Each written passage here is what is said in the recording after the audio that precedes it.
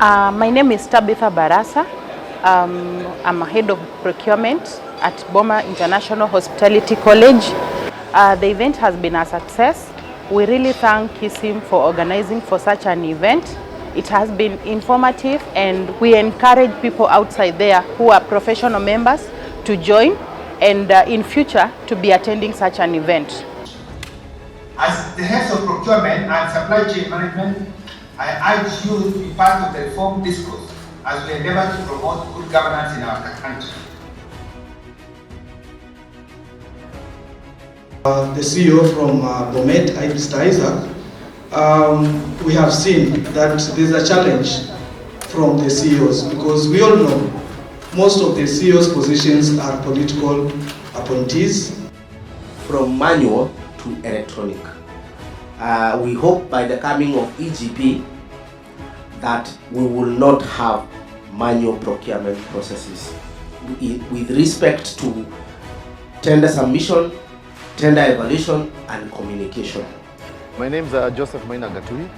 I'm an assistant supply chain manager in charge of inventory in geothermal Kari and Naivasha. What I can say today is it's actually one of the big days in terms of supply chain and in Kenya. Having met a lot of heads of procurement units, both private and public, and there are a lot of diverse topics, fields, discussions which people have been able to learn, and we're able to borrow a lot from each other, whether public or private. And these are actually one of the best brainstorming sessions. You can be able to understand and discuss your independent challenges and also see the solutions people are having, and also even the challenges to do with the normal legislation which we currently have, and how we can go around and circumvent across all that. Having said that, I think this being day one, we are still there to get to the top of it. And of course, we believe we are also going to get a lot of top government support in terms of ensuring we come up with the automation. There is a lot of automation which is here to be done, a lot of reducing of the gaps in terms of delays in some of the procurement processes, so that we can realize the efficiencies and the lean and the speed and efficiency that we require. Yeah.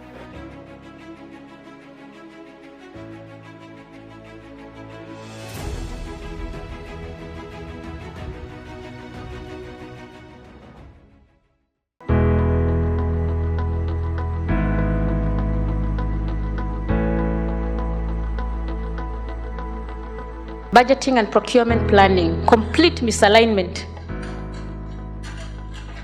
Finance and procurement guys, I don't know why you never sit and discuss or agree to disagree or to agree or mistrust each other. Because if the budget is not there, why proceed to procure?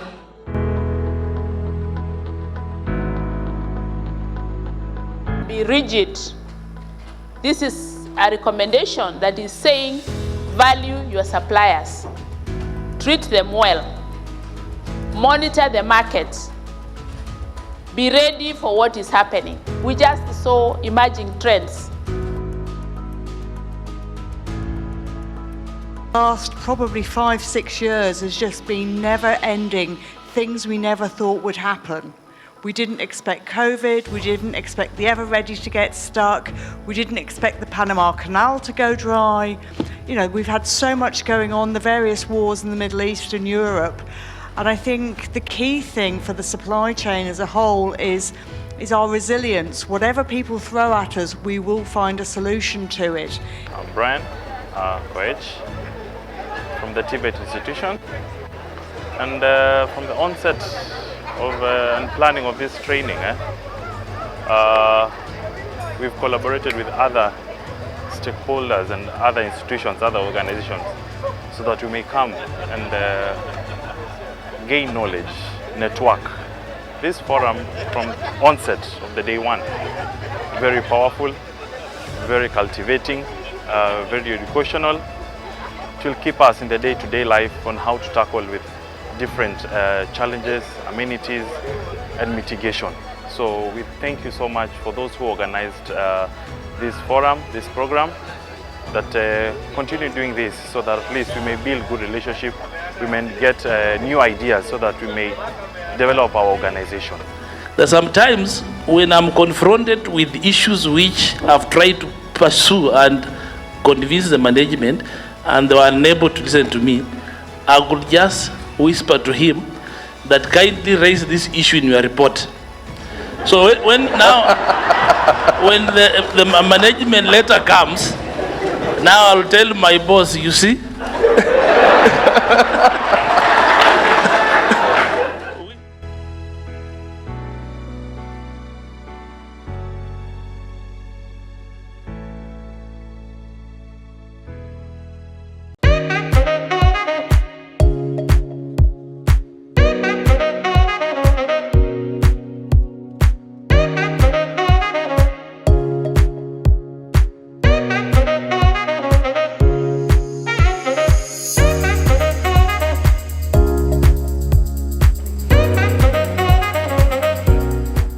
I also would just want to encourage you that as you look at the law,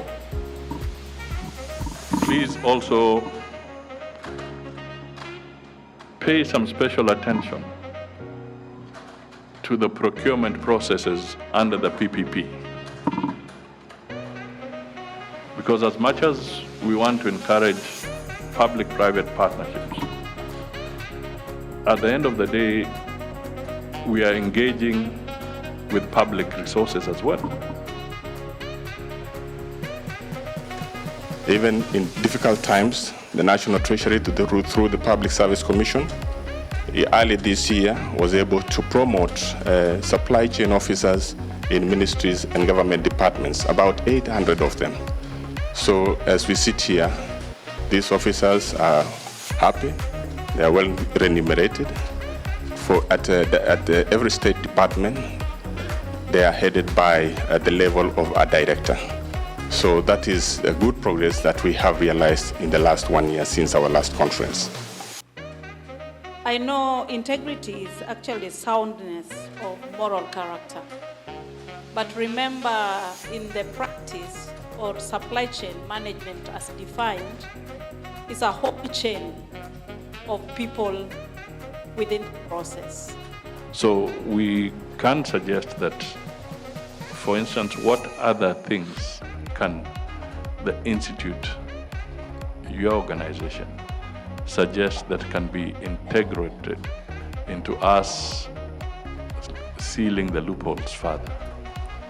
What is the interest in that organization?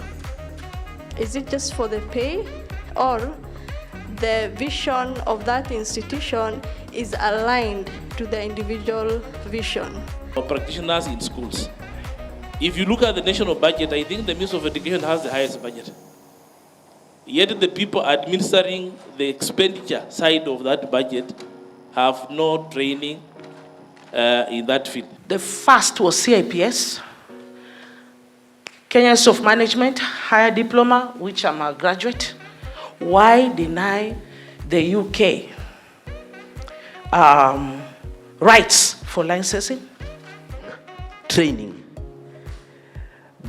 Under the procurement agents and asset disposal, procuring and asset disposal agents, there are opportunities in that regard.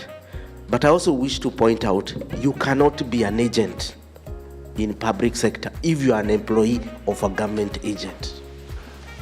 Basically, you're all familiar with the Hall of Fame and the List of Shame.